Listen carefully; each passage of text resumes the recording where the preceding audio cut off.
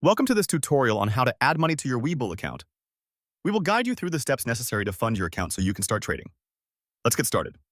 First, open the Webull app on your mobile device or visit the Webull website on your computer and log into your account.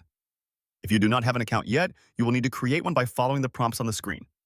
Make sure you have the necessary banking information ready to link your account for funding.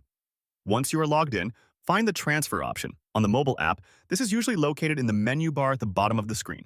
On the website, you can find it under the account section. Click on Transfer and then select Deposit Funds. You will be prompted to choose your funding source. You can typically use a linked bank account. After selecting your bank account, enter the amount of money you wish to deposit. Make sure to double-check that everything is correct before confirming the transfer.